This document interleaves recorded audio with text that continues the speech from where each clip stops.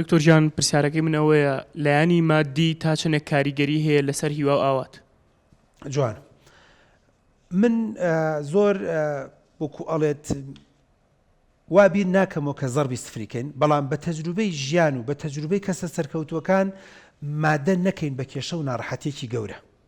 هەریکێک لە ئێمەوە لە منیشەوە بیگرە و لە هەموو ئەو مامۆستایانەشەوە هەیە، لە هەموو ئەو کەسانەشە شت نییە ئیلا بە دەوڵەمەندێکی زۆر دەستی پێکرابێت.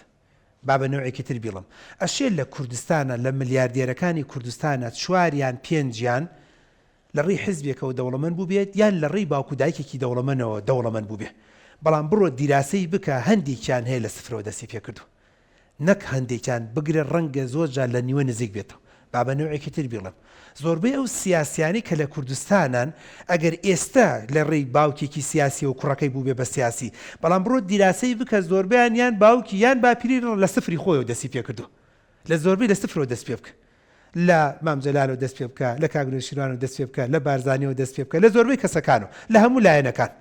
یعنی زۆربەی بڕۆ لە باوکیەوە لە باپیرەوە لە خۆیەوە دەستی پێکردووە، لێوە نەبووە بڵێ وڵی باپیرە گەورەشی لە 90ەکان و لە 80ەکانە خەریکی سیاست بووە، خەریکی کوردایەتی بووە، خەریکی ژیان بووە. هەر یەکەی هێواشیەوە هەنگاو بە هەنگاو لە خۆیەوە دەستی پێکردو و دوای کەم تا زۆر کاریگەری دزۆ کاتە من لەمە بوومان پێمان دەڵێ مادە گرنگە، بەڵێ هەندێک ئیش هەیە بە مادە دەبێت. منیش دەڵێم تۆ ناتوانانی شەریکەی IBM بێنیتە کوردستان مادە نەبێت، ناتوانانی فەرعێکی شەریکەی تۆتا بێنیتە کوردستان، بەڵام لە بیرت نەچێت خەڵکیش هەیە